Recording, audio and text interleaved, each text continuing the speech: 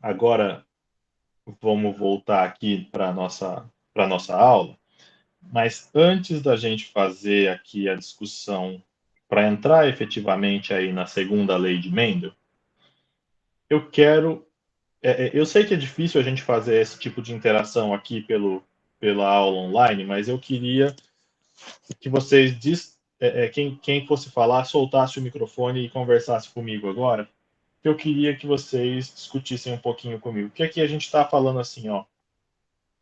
Ah, porque o alelo dominante se manifesta, o alelo recessivo não se manifesta.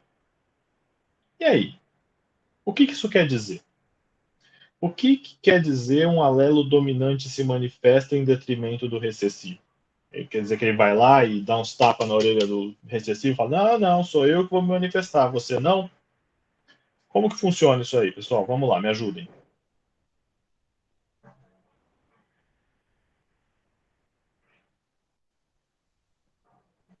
Pode desmutar o microfone, vamos lá, me ajudem. Qualquer ideia.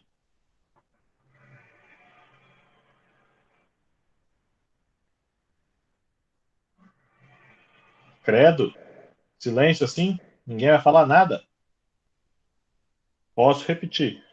Eu quero saber como é que tem a relação de dominância e recessividade dentro de um mesmo gene. Por que é que um gene, assim, os dois genes estão ali no seu organismo, tá certo?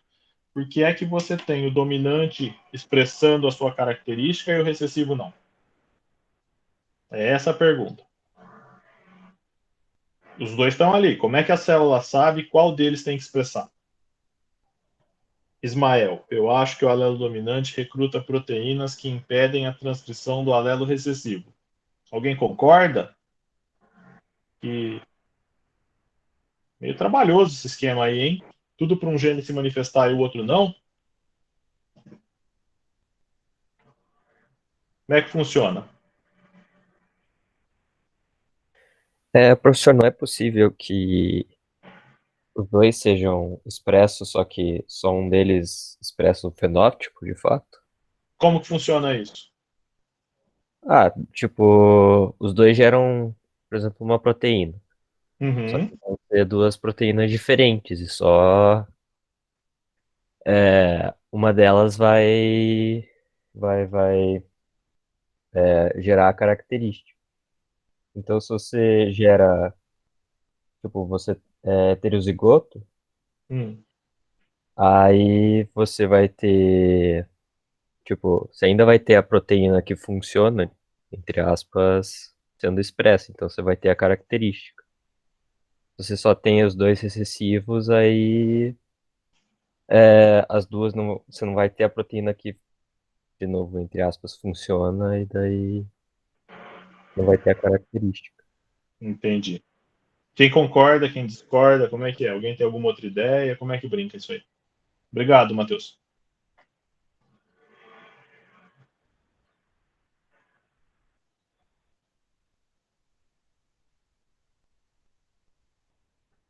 Ninguém discorda, ninguém concorda? Bom,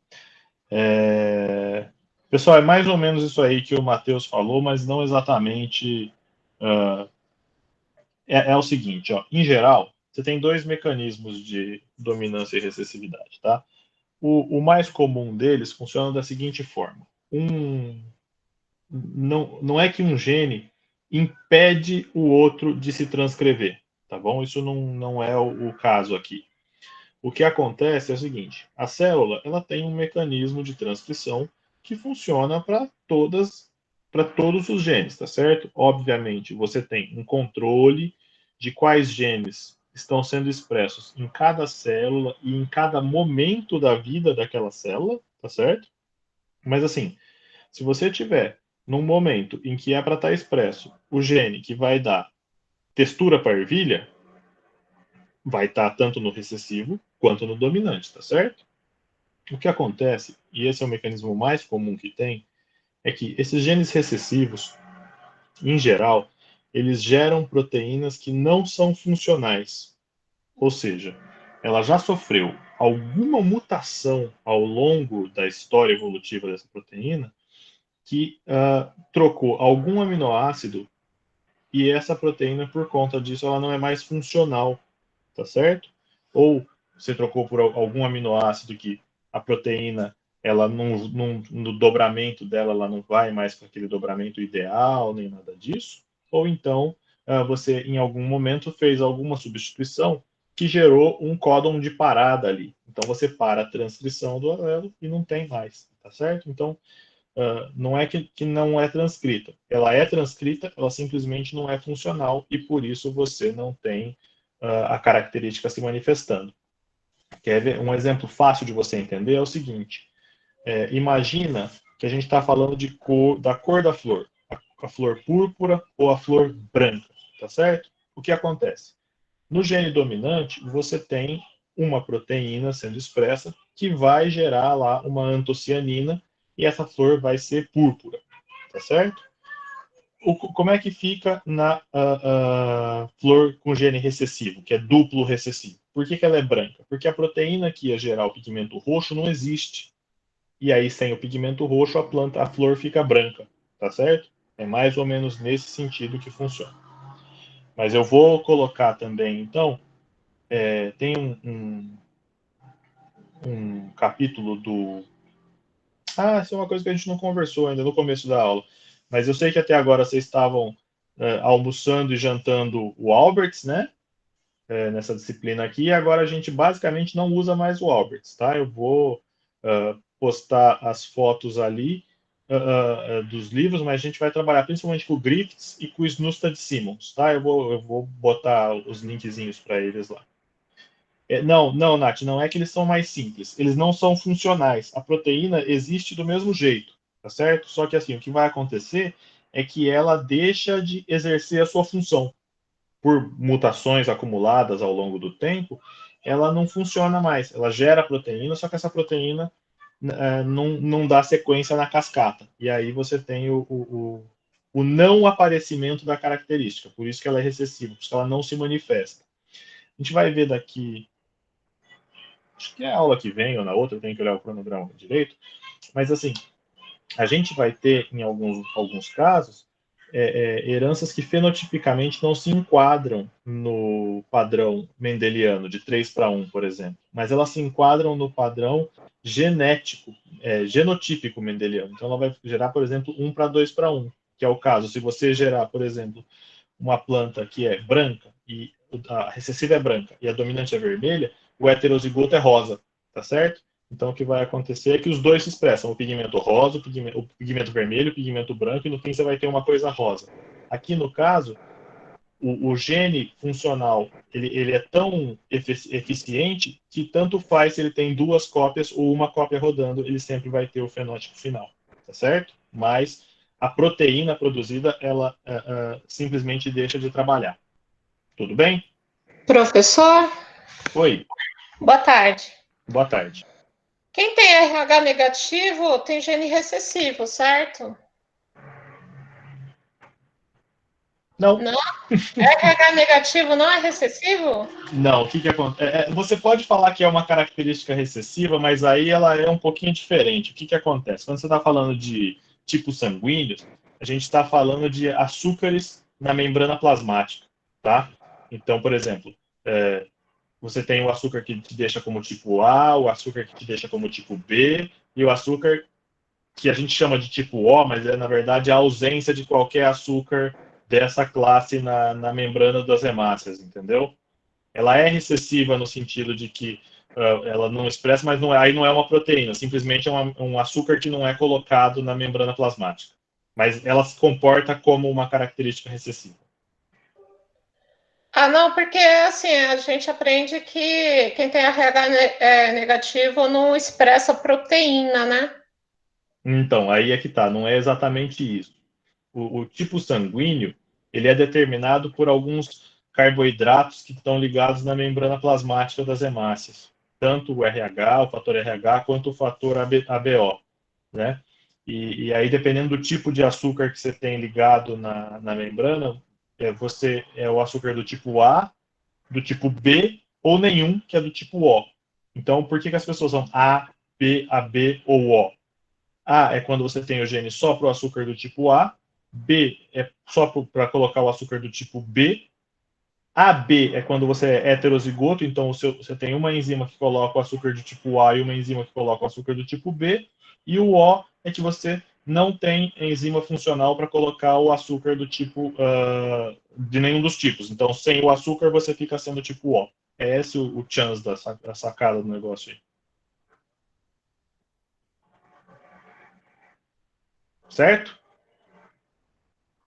Podemos tocar então aqui a segunda parte da nossa aulinha. Muito bem. Pessoal, vou voltar aqui então.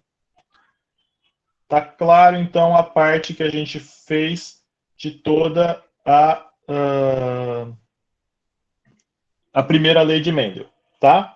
Então, basicamente, você tem ela estipulando que cada característica do organismo ela é determinada por um par de fatores, ou seja, um par de alelos de um mesmo gene, que se segregam na meiose e se juntam novamente na fecundação do zigoto. E é a combinação desses dois alelos que a gente vai ter aí que vai gerar a característica final de acordo com o efeito que cada um dos genes desempenha. Tá certo?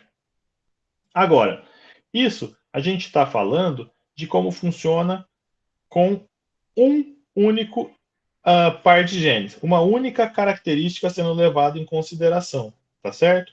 Se a gente for pegar, por exemplo, o próprio Mendel, só aqui nos experimentos dele, ele levava em consideração 7, tá certo? Então, o que acontece se a gente trabalhar pensando em duas características ao mesmo tempo? Elas vão se segregar, você vai ter algum tipo de preferência, tipo a ver, porque elas são dominantes, então a amarela sempre ou está mais favorecida a segregar junto com a ervilha lisa ou com a flor roxa? Como que funciona isso, tá certo? Então, a segunda lei de Mendel aqui, ela vai ser relacionada com como que isso acontece se a gente levar em consideração mais de uma característica e se existe alguma preferência de migração dessas características na hora da formação dos gametas, tá certo? E aí, para o nosso exemplinho aqui, a gente vai trabalhar com o clássico que a gente vê aí já no que vem nos, que é o mais comum dos livros, né? Que então a gente vai trabalhar com sementes com duas características simultaneamente. Como característica, então a gente vai usar sementes lisas, que são com a característica dominante lisa, com a característica recessiva rugosa, e semente amarela, que é dominante, com a semente verde, que é rugosa, tá certo? Então, se a gente for olhar, os alelos, aqui eu vou chamar de S e Y, tá bom? E aí a gente vai ter esses genótipos aqui. Ó. Eu vou começar cruzando uma geração parental pura de semente lisa, são, com uma geração parental pura rugosa, Sinho, e eu vou trabalhar com ervilhas amarelas, YZ, com ervilhas verdes, YZ, de modo que as minhas características dominantes estão presentes no mesmo organismo e as minhas características recessivas também estejam presentes no mesmo organismo, tá? Então, é sempre amarela lisa com verde rugosa. Lembrando que aqui ele também tem aquele trabalho de fazer a pureza das linhagens, tá certo? Então, foram usadas aqui somente as plantas que apresentavam as características combinadas, tá certo? Muito bom. E se a gente for olhar, esse experimento ele começa basicamente da mesma maneira que o outro. Então, o que ele fez? Ele pegou uma ervilha que era amarela e lisa e cruzou com uma ervilha, com a planta que produzia ervilhas verdes e rugosas, tá? Na primeira geração filial, ele encontra exatamente aquela característica que a gente viu na primeira lei de Mendel. Ou seja, as duas características parentais que eram consideradas como recessivas, elas desaparecem da geração.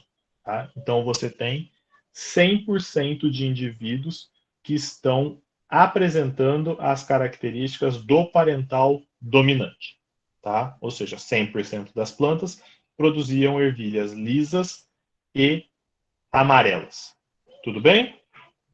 Aí depois, o próximo passo aqui é que você lembra, quando a gente tinha na primeira geração, cada parental fazia 2 tipos de gameta. Né? Ele é heterozigoto, então ele tinha um Eção e um Ecinho. Agora aqui, como são 2 pares de genes, eu preciso que ele me gere todas as combinações possíveis. E nesta brincadeira, eu vou ter 4 combinações possíveis, tá certo?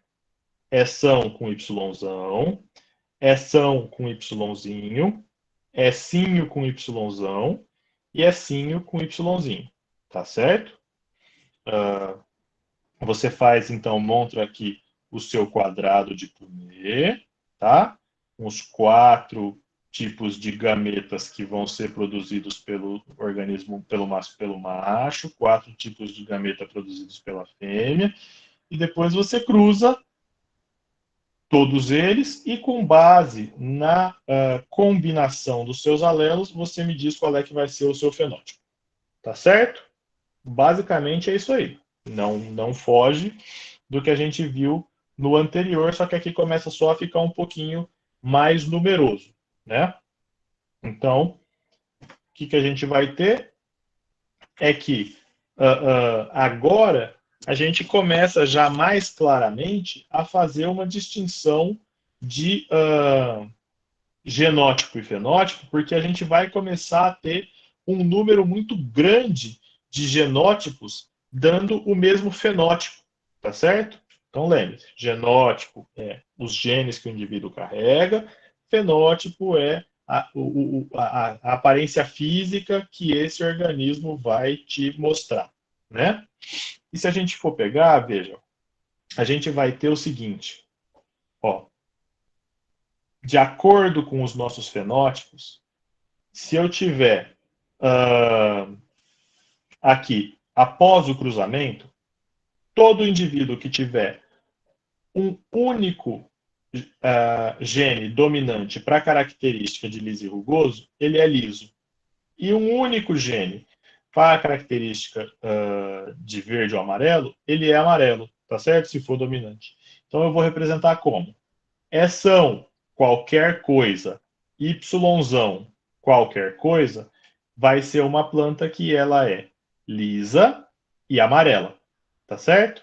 Se eu for contar aqui no meu quadrado, eu vou ter, ó, 1, 2, 3, 4, 5, 6, 7, 8, 9 indivíduos, ou 9 combinações aqui que vão me dar esse indivíduo amarelo e liso, num total de 16, tá certo?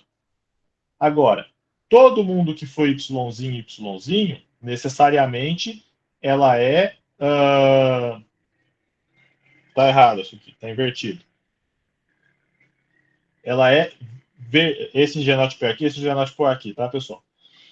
Aqui ela seria, para ela ser amarela rugosa, Sinho, Yzão, Yzinho. Esse aqui. Então eu vou ter 3, veja, amarela e rugosa. 1, 2, 3.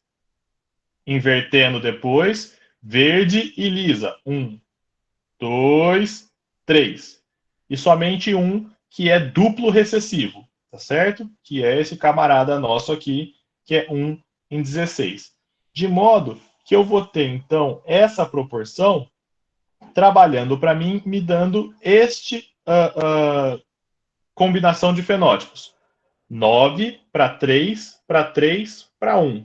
Ou seja, 9 16avos das plantas tem os 2 dominantes, 3 16avos, um dominante e o outro recessivo, 3, 16. O outro dominante e um recessivo, você inverte, tá certo?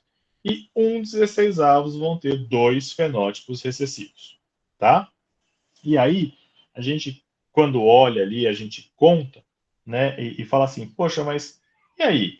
A minha proporção de Mendel, da primeira lei, ela não falava que essa brincadeira, quando a gente tinha esses genes dominantes, ele tinha que voltar aí no 3:1? Essa proporção, então, de 9:3:3:1, ela não é uma violação da minha primeira lei de Mendel, né? E aí a gente vai ver que, na verdade, ela é uma previsão, é um desenrolar dessa primeira lei, e aí a gente vai entrar um pouquinho, eu não tenho nem expectativa nenhuma de dar aula de estatística para vocês, nem de probabilidade, mas a gente vai ter que brincar um pouquinho aqui com a análise de probabilidades, tá? Porque é isso que vai me fazer aí o fim do entendimento de como é que as duas partes estão relacionadas, né? E aí a gente vai ter que trabalhar com esses eventos de probabilidade e se eu falar alguma asneira aqui, vocês já desculpem, mas é o modo como eu sei fazer e é o modo como sempre funcionou. Os meandros estatísticos aí eu deixo para a Adélia explicar para vocês, tá bom? Bom, então vamos lá. O primeiro ponto que a gente tem que entender aqui é que os eventos, a probabilidade dos eventos ocorrerem, ela é independente dos eventos que já aconteceram e dos eventos que vão acontecer. Ou seja, se eu jogar uma moeda para o alto agora, a chance de dar cara é meio, a chance de dar coroa é meio. Neste evento que eu estou jogando, tá certo? Independente se saiu 57 caras antes ou de qualquer coisa que possa sair a posteriori. E aí é a mesma coisa, a gente pode aplicar para vários exemplos. Então, aquela pessoa que todas as vezes joga os mesmos 6 números na Mega Sena, a chance dela ganhar evento a evento é exatamente a mesma, porque os números do próximo sorteio da Mega Sena nada tem a ver com os que saíram anteriormente ou com os que vão sair a posteriori, tá certo? Então, se você joga os mesmos 6 a vida inteira e eu jogo cada vez um sexteto diferente, temos sempre a mesma probabilidade de ganhar, tá bom? E aí, o que, que acontece? Veja, a gente vai ter que trabalhar com a possibilidade do evento ter diferentes probabilidades. Então, veja lá. Se eu tenho certeza absoluta que um evento vai acontecer, a probabilidade desse evento acontecer é 1 ou é 100%. Tá certo? O que, que eu posso usar como exemplo disso? Se eu pegar uma moeda e soltar, a chance dela cair da onde eu soltei, então se eu tiver de pé aqui e soltar, a chance dela cair no chão é 100%. Por quê? Porque a lei da gravidade, a atração de uma maior massa para menor massa, tralalá, o que vai acontecer então é que essa moeda vai cair. Ela vai cair sempre? Sempre. Ela sempre. Nas nossas condições aqui, sempre. Ah, se você for para um lugar onde não tem gravidade, tralalá, aí é outra história. No planeta Terra, se eu soltar uma moeda, ela vai cair. Tá certo? Ótimo. Agora, então a probabilidade da minha moeda cair, ela é 1 ou 100%. Agora, se eu sei que um evento, a probabilidade de ele não acontecer, se um evento nunca vai acontecer, essa probabilidade é 0. Se eu soltar uma moeda, ela vai subir? Não. Tá certo? Então a probabilidade da moeda subir, ela é sempre 0. Agora, tirando essas coisas absolutas, vai acontecer, não vai acontecer, a gente sempre tem aí uma probabilidade situada entre 0 e 1, ou seja, 0% e 100%, tá? Que é a maior parte das coisas que a gente vê no dia a dia, né? E aí, agora, no nosso caso, a gente vai ter que pensar, como nós estamos trabalhando com duas características, a gente vai trabalhar com 2 ou mais eventos, tendo que analisar se as probabilidades desses eventos, como é que elas vão se combinar, tá certo? E aí, a gente vai ter aquela famosa regrinha do e do ou. Vocês conhecem essa regrinha? Ela é bastante útil para a gente poder fazer as nossas análises aqui. como evento, para a gente ter uma base de comparação aqui, vamos trabalhar com o arremesso da moeda e o cara ou coroa, tá certo? Então vamos lá. Se eu jogar uma moeda para o alto, a chance de dar, se não for uma moeda viciada, tá certo? A chance de dar cara é 50%, a chance de dar cara é 50%. Tudo bem. Se eu fizer um segundo arremesso e de novo eu jogar essa moeda para o alto, a chance de dar cara é 50% e a chance de dar coroa é 50%. Tá certo? Ou seja, são eventos que estão acontecendo de forma independente. Mas agora, qual que é a probabilidade da moeda cair na face cara em ambos os arremessos? Você percebe que agora eu estou condicionando o que vai acontecer. Eu quero que a primeira vez que eu jogar a moeda dê cara e a segunda vez que eu jogar a moeda também dê cara. Tá certo? E aí o que acontece? É aquela regrinha do e e do ou. O que eu quero? Se os eventos forem necessariamente um e o outro, eu faço uma multiplicação das probabilidades. Se os eventos fossem um ou o outro, eu faço a soma das probabilidades. Tá certo?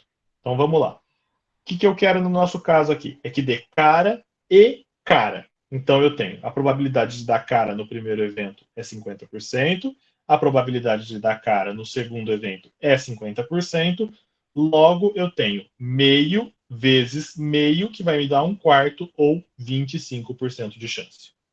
Tudo bem? Agora vamos pegar aqui as nossas possíveis combinações. Porque veja, se eu estivesse jogando aquela moedinha para o alto, é esse aqui o evento que me interessa, tá certo? Ó, cara e cara. As outras possibilidades seriam o quê? Cara e coroa, coroa e cara, coroa e coroa. 1 em 4.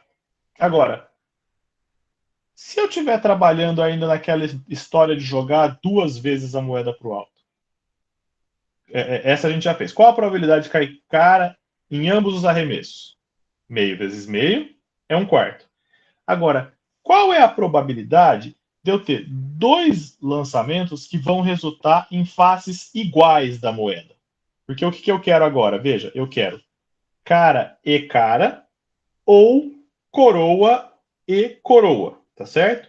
Então eu tenho que fazer o quê? Qual é a probabilidade de eu ter cara e cara?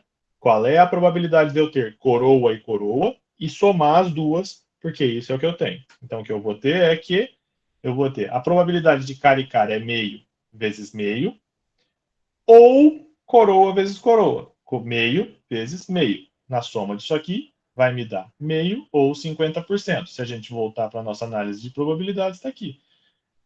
Ou é esse, ou esse. 2 em 4.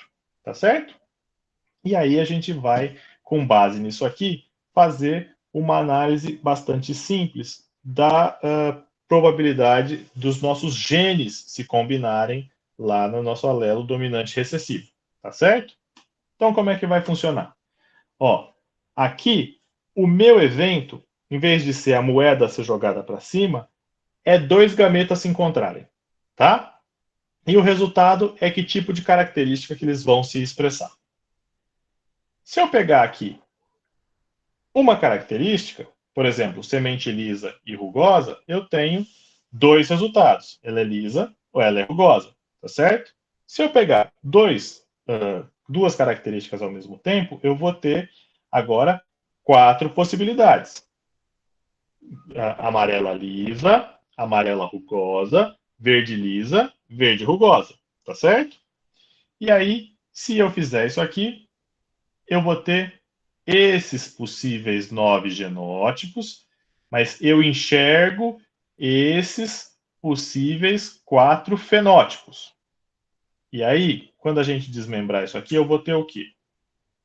Que veja, se eu olhar característica por característica neste quadrinho e não levar as duas em consideração ao mesmo tempo, eu vou ter números um pouquinho diferentes. Veja, se eu olhar só se a semente é lisa, Independente dela ser amarela ou rugosa, eu vou ter, ó, 1, 2, 3, 4, 5, 6, 7, 8, 9, 10, 11, 12, tá certo? 12 em 16, ou 3 em 4. E quantas sementes são rugosas? 1, 2, 3, 4. 4 em 16, ou 1 quarto. Se eu levar em consideração somente as sementes amarelas, eu caio novamente na mesma situação, tá certo? 1, 2, 3, 4, 5, 6, 7, 8, 9, 10, 11, 12 sementes amarelas e 4 sementes verdes. 1, 2, 3, 4. Ou 3 quartos e 1 quarto. Agora, o que eu quero fazer a partir disso aqui? Eu não quero uma combinação das características, é simplesmente vou fazer agora uma regrinha. Eu quero que a semente seja lisa e amarela. E aí eu vou fazer o quê? 3 quartos. Ela tem que ser lisa, 3 quartos. E amarela, 3 quartos. Qual é a regra disso? 9/16. A mesma coisa vale. Amarela e rugosa, 3 quartos vezes 1 quarto. 3/16. Verde e lisa, 1 quarto vezes 3 quartos. 3/16. E verde e rugosa, 1 quarto vezes 1 quarto, 1/16. Tá certo? Então, com base aqui nas probabilidades, é simplesmente a gente faz uma série de multiplicaçõezinhas e a gente chega nessas características. Então, o que eu queria que vocês fizessem em algum momento aí? Senta no seu computador aí, ou na frente de uma folha de papel, e faz essa brincadeira para 3 características. Cruza um organismo, azão, azão, bezão, bezão, cezão, cezão, com um organismo azinho, azão, azinho, azinho, bezinho, bezinho, cezinho, cezinho. Faz a geração F1, faz a geração F2 e diz para mim como é que vai ficar as probabilidades. Tá certo? Depois você me conta se você vai chegar no 27 para 9 para 9 para 9 para 3 para 3 para 3 para 1. Como é que isso é? Aí você se diverte e depois você me conta. Tá bom? Tudo bem até aqui? Podemos seguir?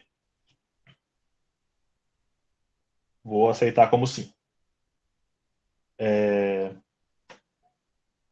E aí, aqui então, a nossa famosa proporção 9:3:3:1, construída a partir do 3 para 1. Tá certo? Bom,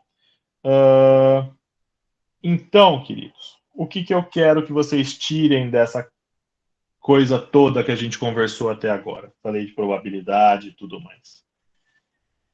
Quando nós estamos falando de mais de um gene, eles fazem uma segregação que ela acontece de forma independente na hora da formação dos gametas. Então, como é que vai acontecer? Veja este nosso exemplo aqui. Eu tenho 2 pares de cromossomos, tá certo? Isso aqui só funciona para genes que estão em cromossomos diferentes, genes que funcionam, que estão no mesmo cromossomo a gente vai ver depois. Mas como é que vai ser? Veja, eu tenho um gene que está aqui presente neste par de homólogos e outro que está neste par de homólogos. Repare aqui que eles já estão duplicados na minha meiose, tá certo? O que vai acontecer? Quando você for fazer a separação dos homólogos, ela vai acontecer de maneira independente. Não é porque este aqui é o alelo dominante que ele vai migrar preferencialmente com o dominante. Metade das vezes ele vai parear com o dominante, metade das vezes ele vai parear com o recessivo. E no final das contas, você vai ter sempre este tipo de combinação.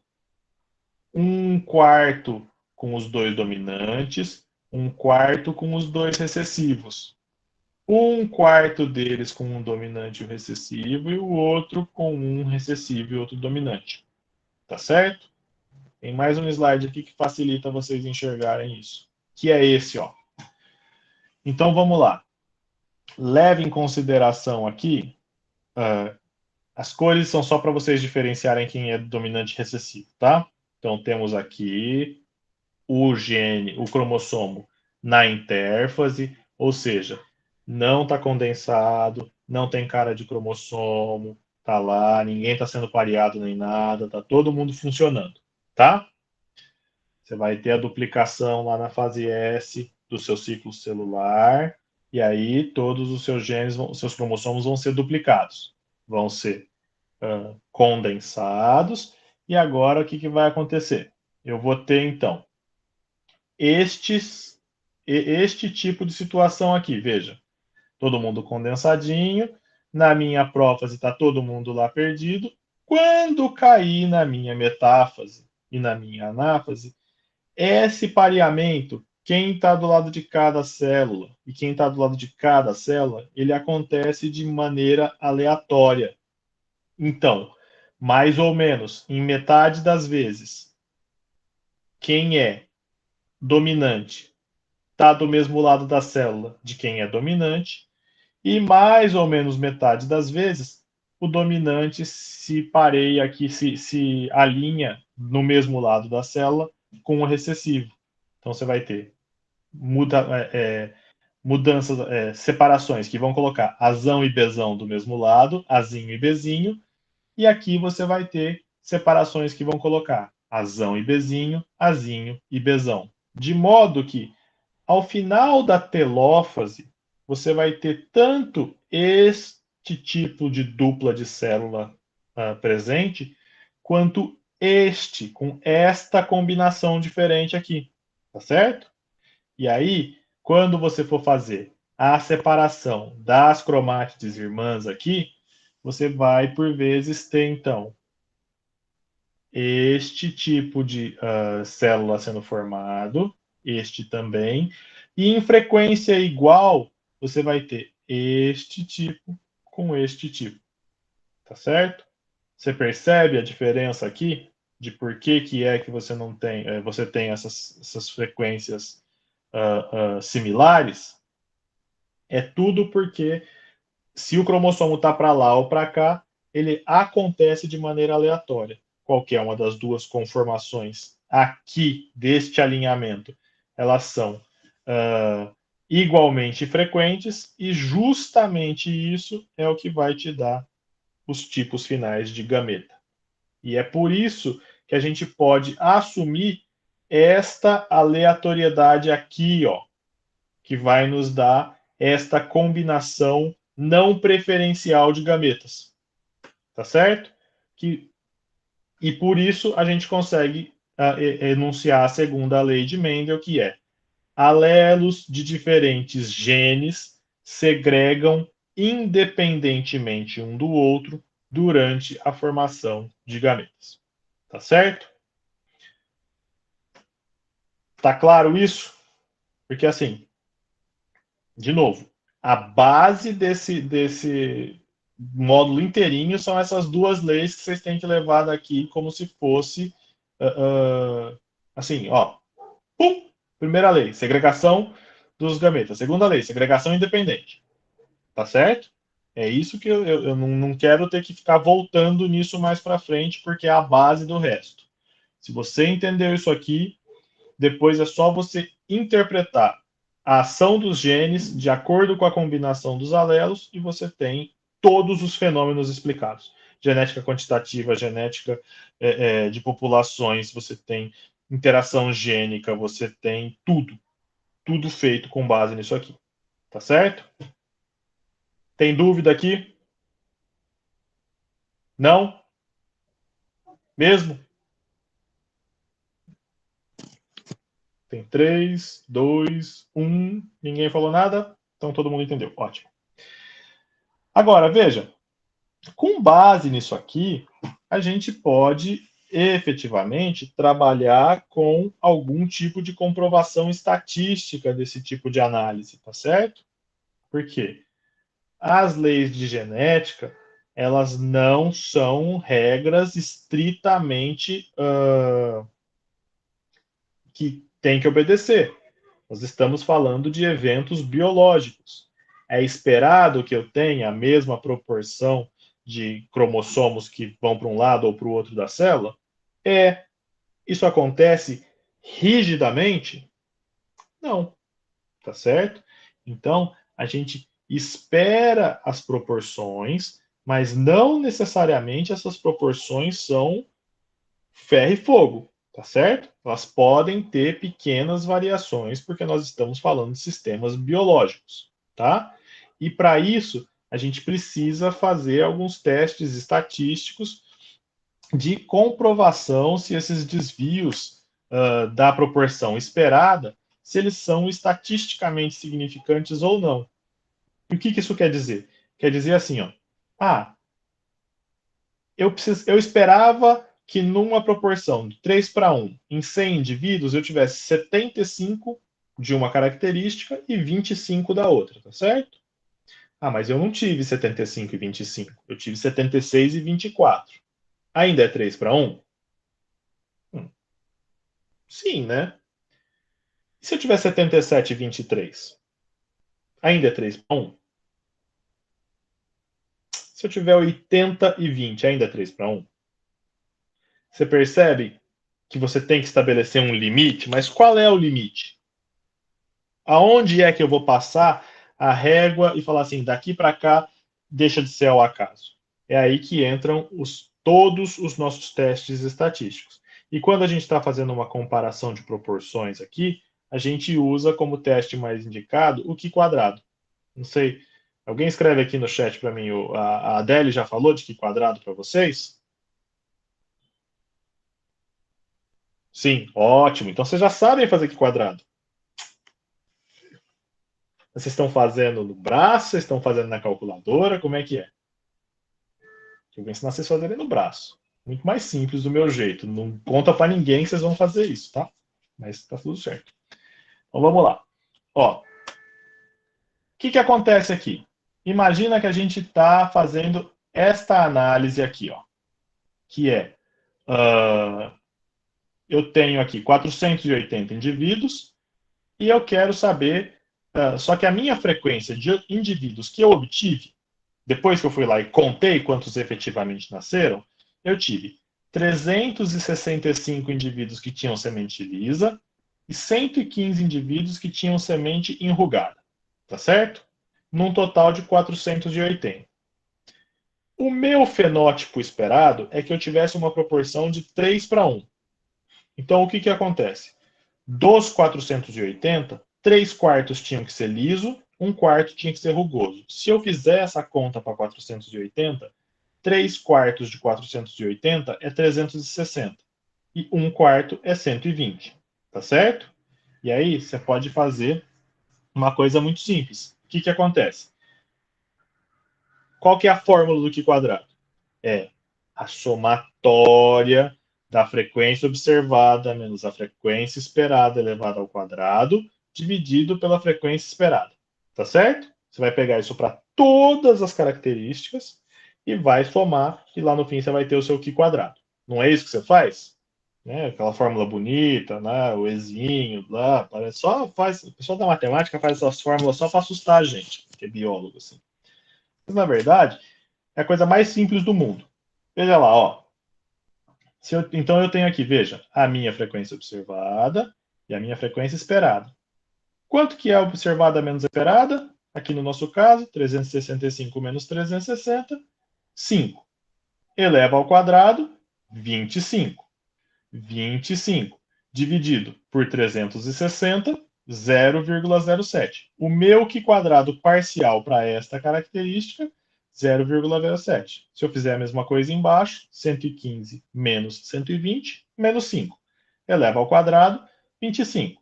25 dividido por 120, 0,21. O que eu posso fazer depois? Soma essa brincadeira toda aqui, ó. No nosso caso, a gente só tem 2. 0,21 mais 0,07. O meu Q quadrado, nesse caso, é 0,28. Tudo bem? O que a gente faz na sequência? Vai lá na nossa tabelinha de probabilidade, com os graus de liberdade, com o nível de significância estatística que a gente quer, tá certo? Então, no nosso caso, como é que a gente vai calcular esses graus de liberdade? Eu tenho o número de classes menos 1. Quantas classes eu tenho? 2. Semente lisa e semente enrugada, tá certo? Então, 2 menos 1, 1. 1 grau de liberdade e nós vamos trabalhar com 5% de probabilidade de aceitação. Então, o meu Q quadrado crítico é 3,84. O que vai acontecer, então? Agora é simples, é só eu plotar no gráfico. O que vai acontecer? Veja, o nosso Q quadrado, ele sempre cai num gráfico mais ou menos assim. Se o meu Q quadrado calculado for menor do que o Q quadrado, ou o valor crítico do meu Q quadrado crítico aqui, eu aceito a minha hipótese, senão eu rejeito. A minha hipótese é que as frequências eram similares, tá certo? Então, o que eu tenho aqui? Veja, o meu Q quadrado é 0,28. Ele está dentro da minha região de aceitação da hipótese? Sim. Então, esta proporção aqui, o que isso quer dizer? Que esta variação aqui, ó, ela é resultado de eventos ao acaso. Então, eu esperava 360 e 120, e porque migrou uma célula, acordou virada, puxou o cromossomo para lá, para cá, mas isso foi tão aleatoriamente que eu tenho pequenas diferenças entre o observado e o esperado, mas isso não é um padrão sistemático que se repete todas as vezes.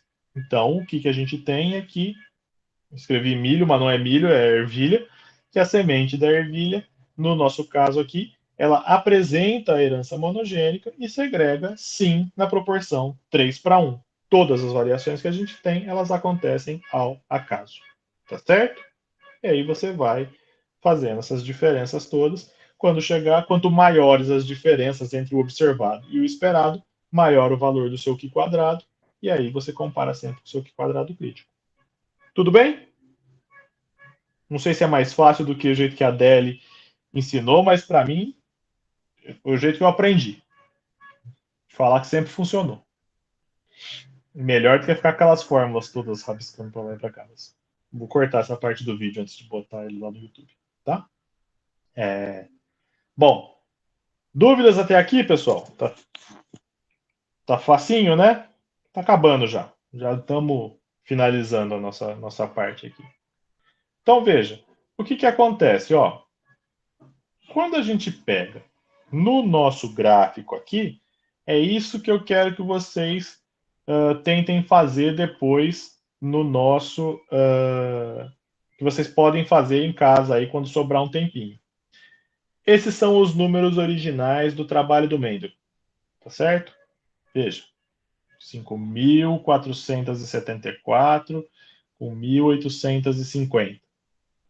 Um total disso aqui. Quando ele fez a proporção, 2,96:1.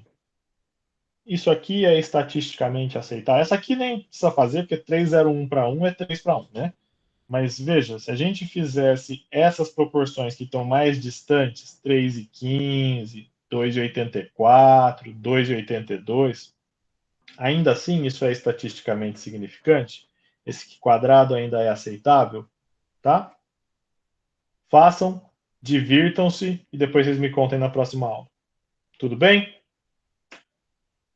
Bom, pessoal, basicamente a aula de hoje é isso, tá? Vocês têm dúvidas? Como é que tá? Tudo bem? Contem para mim aí.